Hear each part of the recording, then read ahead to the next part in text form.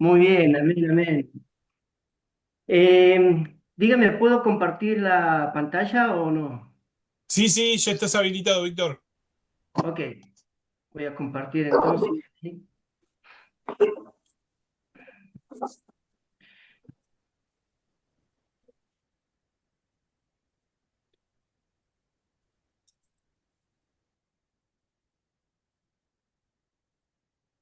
Ahí se ve.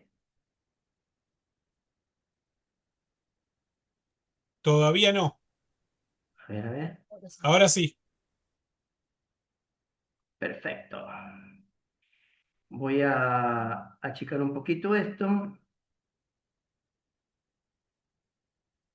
ver, y ya estamos, creo. A ver.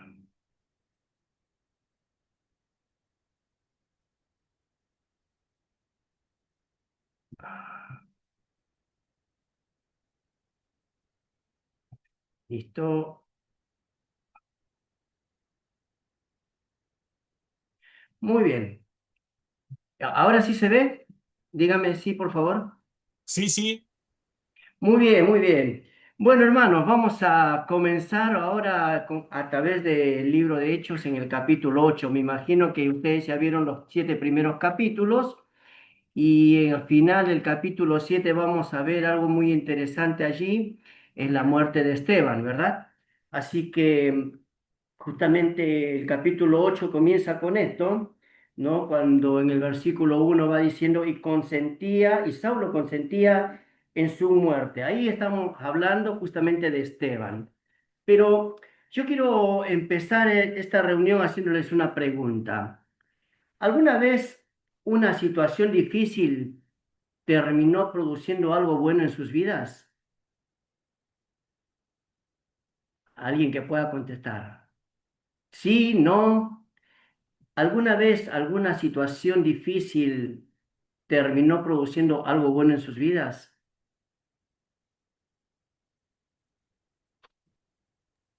Sí, sí, sí, sí, Víctor, sí, ¿cómo no? Sí. Muy bien, sí. Justamente a veces me viene a la memoria este versículo de Romanos 8, ¿no? Cuando 8:28, ¿no? Todas las cosas nos ayudan a bien. Y eso es interesante, porque aquí en el capítulo 8 del libro de Hechos vamos a encontrar una gran crisis para la iglesia en ese momento. Esteban, ustedes como saben, había sido ya asesinado, apedreado allí, como dice el versículo 59 del capítulo 7, y los creyentes de alguna manera van a ser perseguidos. Humanamente, esto va a parecer una derrota. Pero vamos a encontrar a través de todo este capítulo cómo es que Dios transformó en una oportunidad para que muchos pudieran llegar con el Evangelio de Cristo en nuevas regiones y también con personas. El versículo clave para todo este capítulo va a ser el versículo 4. Ahí acerquémonos en nuestras Biblias, en el versículo 4 va diciendo, pero los que fueron esparcidos, dice allí, iban por todas partes anunciando el Evangelio. Este es interesante porque si quisiera poner una frase para este capítulo, sería algo así, como Dios puede usar las dificultades para cumplir sus propósitos y extender su reino a través del Evangelio. Por eso es que lo denominé a este capítulo 8 como el Evangelio avanza sin fronteras. Ahora, es interesante, si vamos a los versículos del 1 al 4 vamos a encontrar, son 40 versículos, por cierto, no lo vamos a leer todo porque tenemos poco tiempo, pero sí quería sacar un poquito de, eh, aprovechar qué aplicación personal podemos sacar con todo esto y a la luz de la palabra de Dios, qué enseñanza nos puede dar el Señor también para nosotros como parte de la iglesia. Empezamos entonces el capítulo 8 ahí viendo, vamos a ver si lo puedo hacer, sale. La persecución que impulsó la misión. Versículos 1 al 4 vamos a encontrar allí entonces algo muy interesante. ¿Qué fue lo que ocurrió? En primer lugar, vemos allí que después de la muerte de Esteban va a comenzar una persecución intensa ahí contra los cristianos, ¿sí? Contra la iglesia. Dice allí el versículo 1, ¿no? Que hubo una gran persecución contra la iglesia que estaba en Jerusalén. Pero no solamente eso. Dice allí que los creyentes tuvieron que abandonar Jerusalén, porque el versículo continúa diciendo que todos fueron esparcidos por, dice, y las tierras de Judea y de Samaria. Pero también algo interesante es que acá dice que solamente los apóstoles permanecieron en la ciudad. Los demás fueron todos dispersos, esparcidos. Esto es interesante porque en medio de esto vamos a encontrar algo maravilloso. Fíjense lo asombroso de esta situación. Es que a pesar de que fueron dispersos, los cristianos, en los versículos que vamos a encontrar aquí, no huyeron escondiendo su fe. Al contrario, iban, dice allí, por todas partes anunciando el Evangelio. Fíjense, porque aparte de lo que fue la muerte de Esteban, que fue muy doloroso para la iglesia en ese momento, el versículo 4 dice, pero los que fueron esparcidos iban por todas partes anunciando el Evangelio. Esta palabra anunciando significa proclamando las buenas noticias. Ellos iban predicando el Evangelio de Jesucristo. Esto es lo maravilloso, pese a la dispersión, pese a haber sido sacados de su ciudad, ellos no tuvieron temor y no se escondieron de la fe, al contrario, siguieron avanzando en la proclamación del reino de Dios. Es interesante esto, porque fíjate, en medio de todo esto podemos encontrar en estos primeros 4 versículos lo siguiente. Aunque podamos ver los problemas como obstáculos, Dios puede convertirlos en oportunidades para servirle. ¿Te das cuenta? Estés en un lugar, estés en otro. Dios puede utilizar esas situaciones para que se conviertan en una oportunidad para que uno pueda servirle. La pregunta en estos primeros 4 versículos serían, ¿qué situaciones difíciles ha usado Dios para ayudarte a crecer espiritualmente? Yo sé que muchos de nosotros hemos pasado situaciones, circunstancias difíciles, pero en medio de eso, ¿cómo es que viste Dios ayudándote a crecer espiritualmente?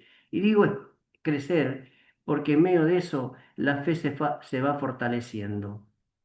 Pero aquí lo interesante de todo esto es que empieza una nueva historia.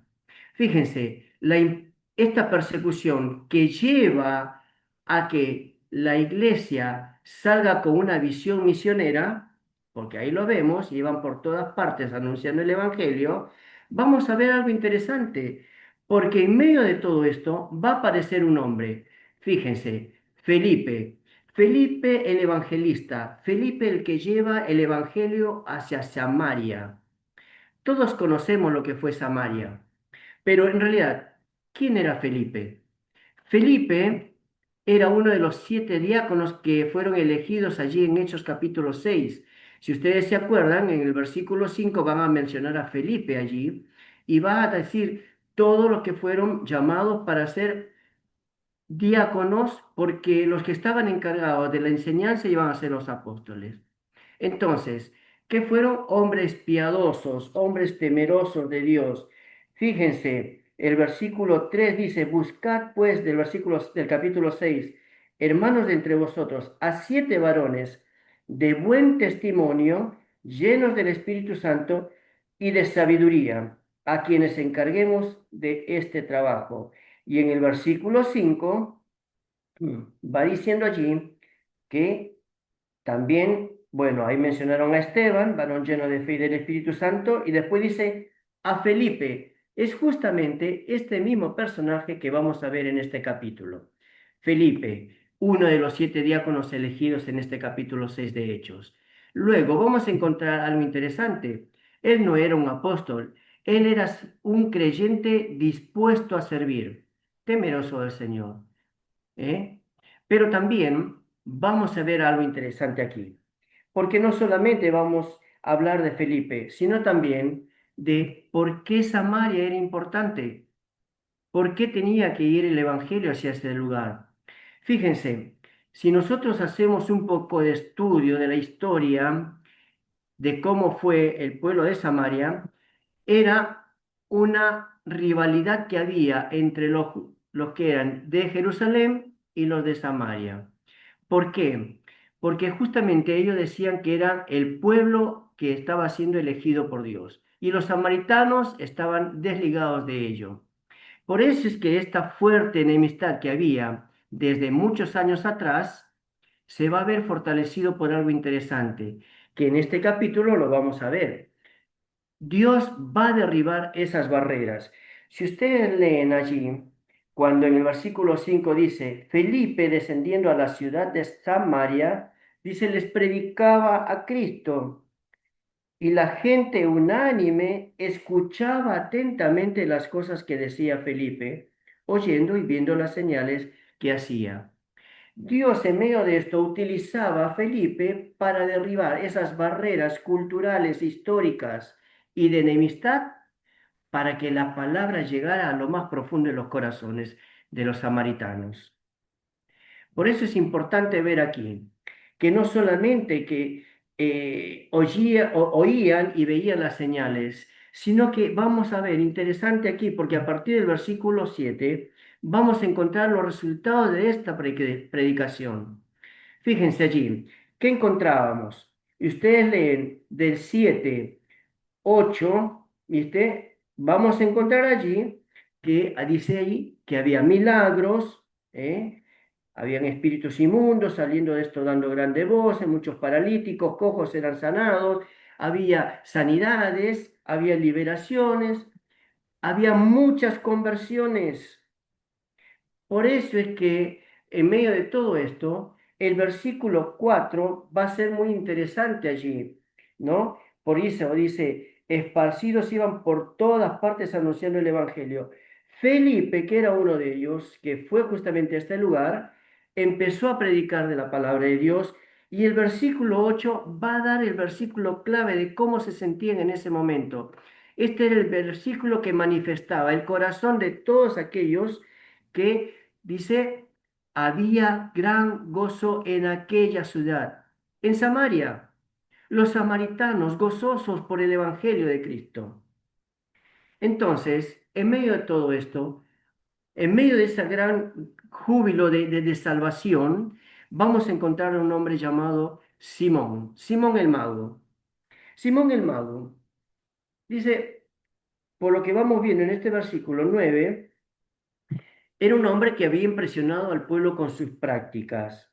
Va diciéndonos allí que ejercía antes la magia, que había engañado a la gente con sus prácticas, por supuesto, haciéndose pasar por alguien grande. Y es más, dice que a él le oían atentamente todos y él atribuía esto como que era el gran poder de Dios. Entonces, la gente estaba realmente impresionada con este hombre. Pero ¿qué sucede? Que en el versículo 13, al ver que en el versículo 12 creían a Felipe porque anunciaba el evangelio del reino, y dice allí, se bautizaban hombres y mujeres, había una mayor repercusión de lo que él hacía. Entonces, Simón se interesa y en el versículo 13 va a decir que él creyó y también dice, fue bautizado y andaba juntamente con Felipe para saber más de todo esto, lo que él estaba conociendo. Dice que él estaba siempre con Felipe y viendo las señales y grandes milagros que se hacían. Simón el mago estaba impresionado, atónito con lo que veía. Entonces, vemos allí, él quedó maravillado por el poder de Dios.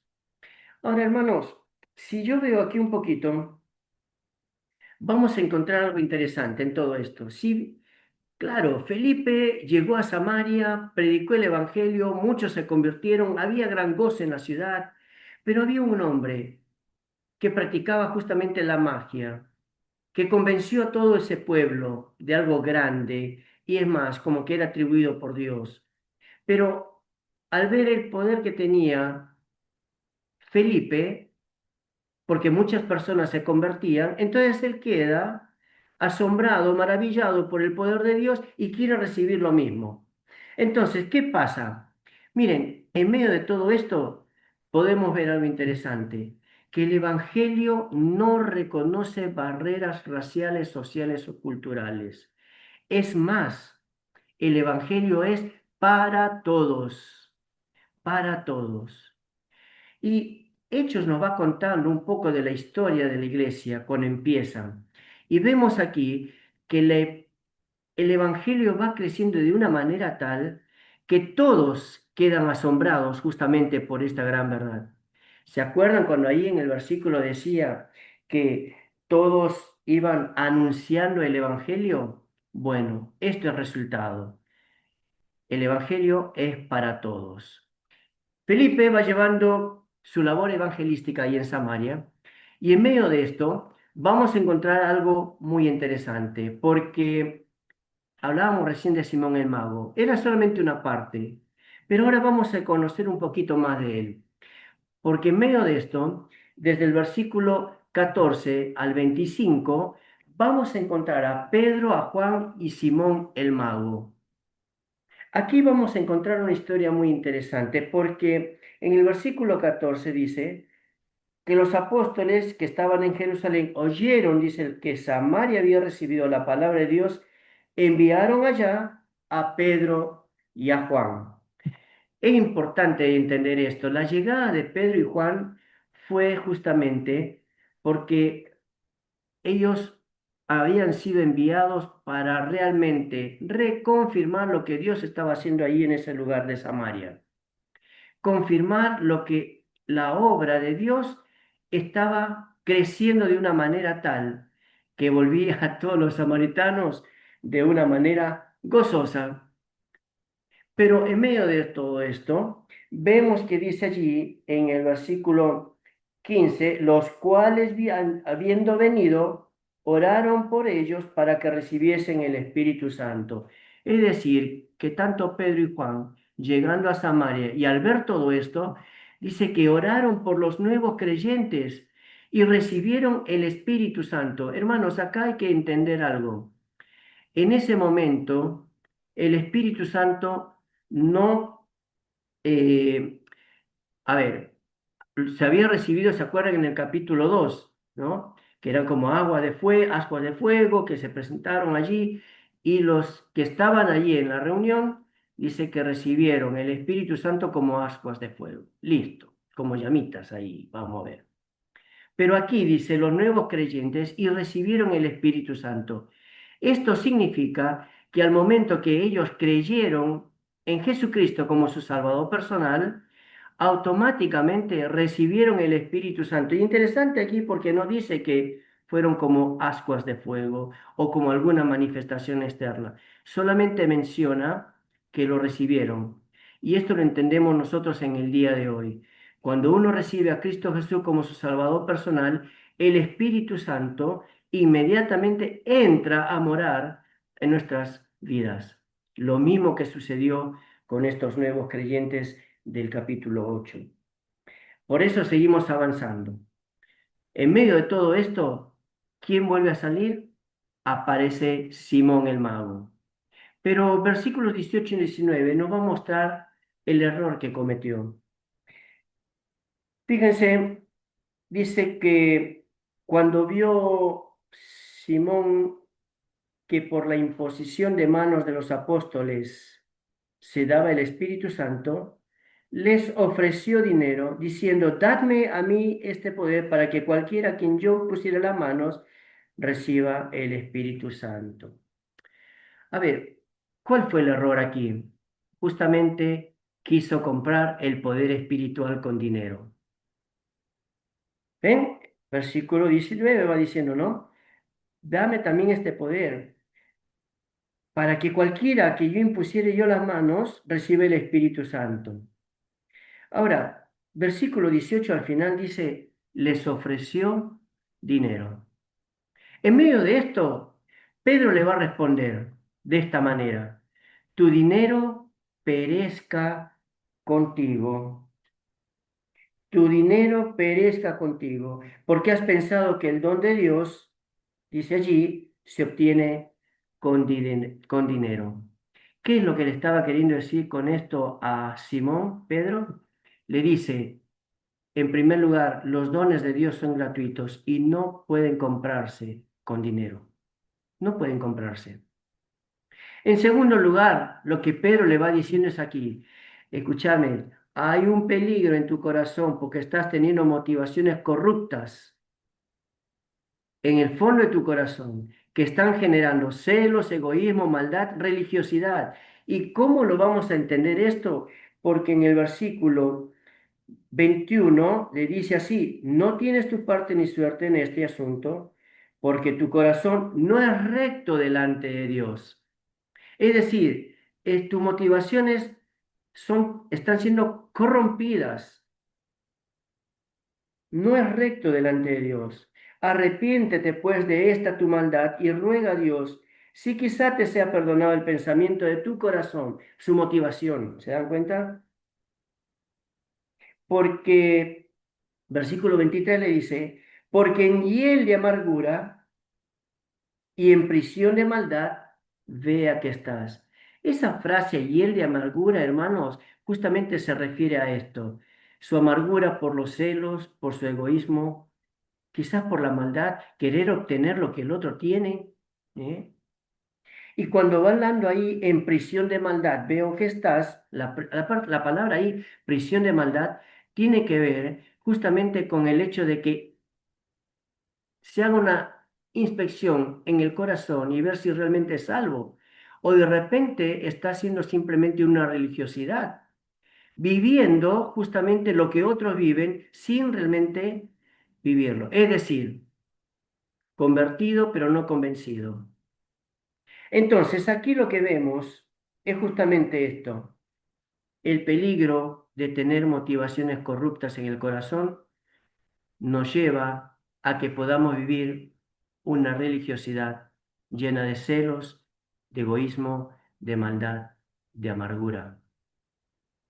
Pero también ahí Pedro le va a decir, escúchame, el ministerio no se basa en intereses personales como veíamos allí en este hombre llamado Simón.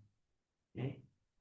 Entonces aquí interesante, porque en la aplicación práctica en estos versículos del 14 al 25 podemos encontrarlo así, que nuestra vida cristiana tiene que y debe estar motivada por el amor a Dios, no por el prestigio o el reconocimiento o el beneficio personal que uno puede adquirir.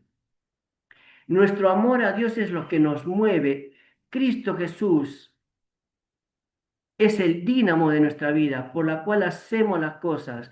Por eso es que nosotros, como hijos de Dios, glorificamos al Padre a través de nuestras acciones, nuestras motivaciones. Entonces, lo personal queda relegado para un lado. Lo que nosotros tenemos que hacer es amor a Dios, motivado por el amor de Dios. Pregunta, ¿qué peligros crees que pueden existir cuando buscas servir a Dios por motivos equivocados? ¿Qué peligros puedes pensar? Es más, hasta me atrevería a decir, hermanos, quizás estamos siendo como Simón el Mago, buscando tener algún tipo de reconocimiento a través de un liderazgo o hacer las cosas con motivaciones incorrectas, de decir, lo hago para que me vean. Hermano, nosotros no hacemos las cosas por vista, lo hacemos para glorificar a Dios. Lo demás es consecuencia de lo que hacemos para el Señor. Pedro, Juan y Simón el Mago nos dan una aplicación muy interesante para nuestras vidas. Pedro, con la total verdad, le dice, lo que Dios nos da es gratuito por su gracia. Luego continúa más el versículo 26. Y aquí vamos a encontrar algo interesante, porque en el 26 vamos a encontrar a Felipe y al etíope, una historia muy conocida por todos nosotros quizás, porque se cuenta mucho en la escuela dominical, la historia, pero saquemos una aplicación práctica para nosotros. Hagamos un poquito de recuento aquí. En primer lugar, si vemos versículos 26 al 40 ya, para ir terminando, vemos del 27 la dirección de Dios. Del 26 al 27a, la dirección de Dios. Dice un ángel del Señor, le habló a Felipe, diciéndole, levántate y ve hacia el sur, por el camino que desciende de Jerusalén a Gaza, el cual es desierto. Y dice que Felipe se levantó y fue. Vemos aquí un par de cosas. Fíjense, en el primer lugar, un ángel indica a Felipe que vaya a un camino desierto. Ahora le dice, de Jerusalén a Gaza. Si hacemos una distancia aproximada son de 70 kilómetros. A pie en ese entonces sería entre 3 días más o menos de viaje. Y él se va, ¿eh? Se levanta y se va, dice, al momento. Aunque parecía una misión extraña, porque imagínate, lo manda a un desierto, vamos a encontrar algo interesante aquí. Porque acuérdense que él estaba en Samaria predicando, ganando almas. Entonces, deja una campaña exitosa de mucha salvación de personas para ir a un lugar desierto y encontrar a una sola persona, hermanos. ¿No te parece extraño esto?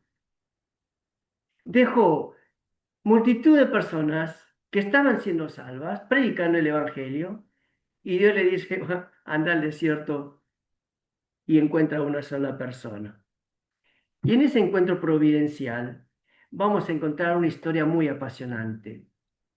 Va a encontrar ahí a un funcionario etíope que estaba leyendo justamente Isaías 53. Y eso lo podemos entender porque del versículo 32 al 33 vamos a encontrar ahí una porción de la palabra ahí de Isaías 53, ¿no? Cuando va hablando como oveja la muerte fue llevado, ¿no? Del siervo sufriente. Y lo interesante es que Felipe se acerca a él y le dice, che, ¿entiendes lo que lees? ¿Entiendes lo que lees? Le dice así.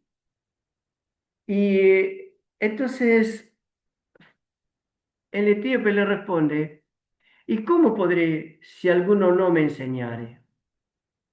Y ahí lo invita, se sienta al lado de él y empiezan a leer.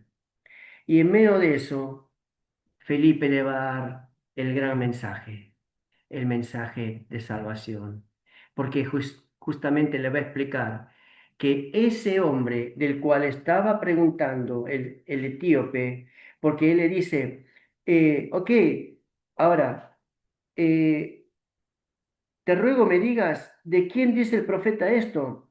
¿De sí mismo o de algún otro?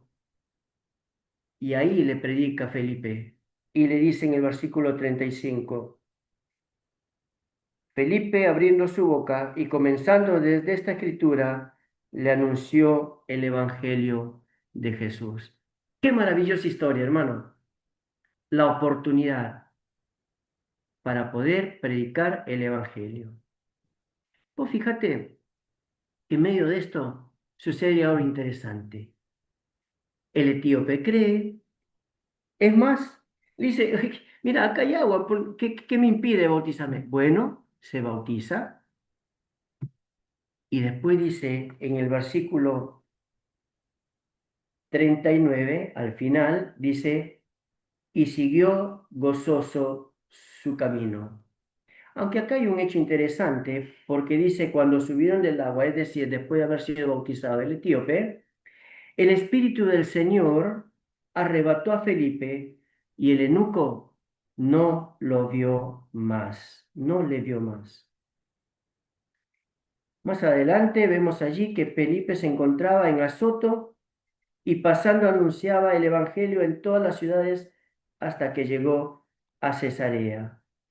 Este hecho milagroso, la verdad que es interesante, porque parece, aparentemente fuese un momento donde el Espíritu lo arrebata y lo lleva físicamente hacia otro lugar, ¿eh?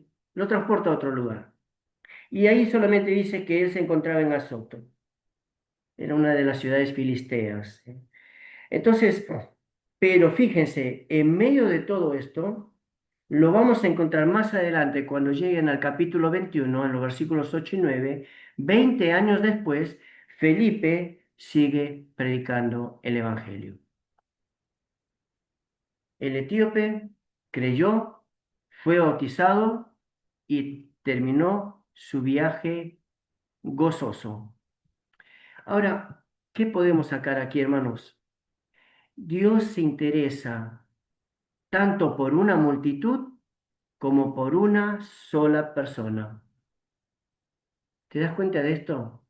Dios se interesa tanto por la multitud como también por una sola persona. ¿Sabes por qué? Y esto me llamó mucho la atención, porque Dios es un Dios personal. Es un Dios personal. Él desea que todos crean. Él desea que todos sean salvos. Pero si hay necesidad de uno solo, ese solo valió la pena. ¿Sabes cómo lo podríamos estadísticamente? Esa única persona, yo podría decir ahí, ¿cuántas personas escucharon? El 100%. ¿Cuántos recibieron a Cristo? El 100%. ¿Y cuántas personas subieron? Uno. Ese es el 100%. Estamos y damos gloria a Dios, porque por cada pecador que se arrepiente hay gozo en los cielos. Entonces aquí terminamos con este versículo del 40 y vamos a encontrar un repaso. ¿Qué fue el capítulo 8? Vemos allí que la persecución dispersó a la iglesia, pero también expandió el evangelio. En segundo lugar, vamos a encontrar que Samaria recibió el mensaje de salvación y Dios de alguna manera va derribando esas barreras históricas. El mensaje de salvación es para todos. Me encanta cuando Juan 3:16 dice, para que todo aquel que en él cree no se pierda, mas tenga vida eterna. No hace distinción de raza, de color, de credos, es para todos. Es el mensaje de salvación. Simón, el mago, nos va a mostrar un corazón equivocado en cuanto a lo que es el servicio a Dios. Lo que dice allí, las cosas de Dios no pueden comprarse. Y en cuarto lugar, el etíope encontró a Cristo. Dios va a preparar un encuentro personal para su salvación. Hermano, ¿no te has puesto a pensar en algún momento que quizás fue la experiencia tuya, de que en algún momento una persona se acercó y te habló directamente a vos con el mensaje de salvación y el Espíritu te guió para tener el convencimiento de pecado, justicia y juicio? Y ahí entendiste tu situación delante de Dios como pecador y decidiste arrepentirte de tus pecados y recibir a Cristo Jesús como tu Salvador. ¿No es la misma historia? ¿Sabes? Me pongo a pensar un poquito en esto. Esto quizá lo podemos tener como trabajo ahora, cuando tenga su tiempo de reflexión. Preguntarnos, estoy viendo, perdón, mis dificultades como obstáculos o como oportunidades para que Dios obre? ¿Hay personas o grupos a los que me cuesta llevar el Evangelio? ¿Estoy dispuesto a obedecer a Dios incluso cuando no entiendo completamente sus planes? Me encanta cuando Felipe dice allí, ¿no? En el versículo va mencionando de que él fue llamado, el Espíritu del Señor le dijo, él se levantó y se fue. ¿Estoy dispuesto a obedecerlo?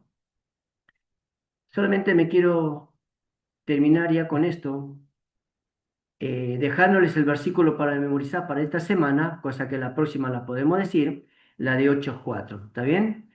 Esta va a ser así, pero los que fueron esparcidos iban por todas partes anunciando el Evangelio.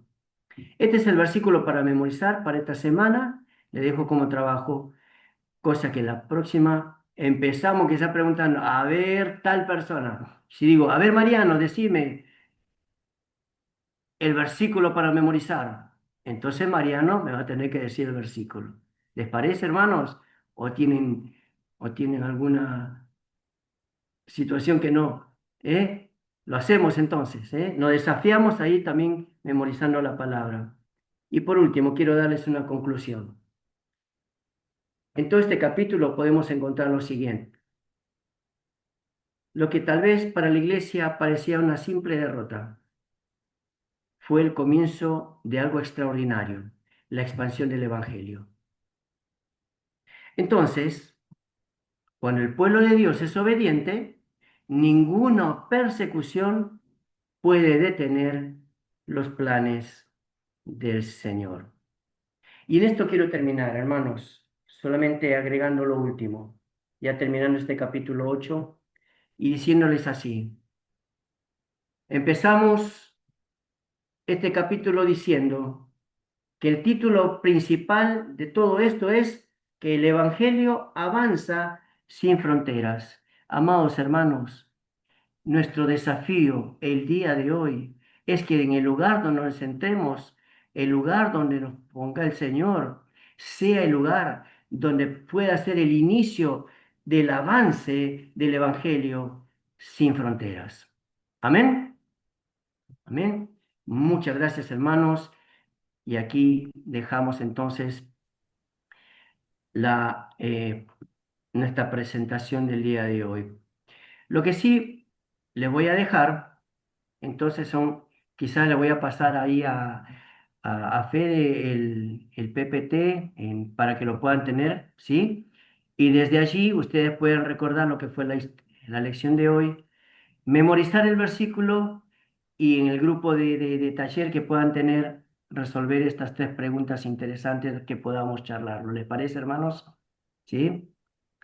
Buenísimo. Muchas gracias por su tiempo y vamos a orar ahora, dejando al Señor en sus manos todo lo que aprendimos el día de hoy.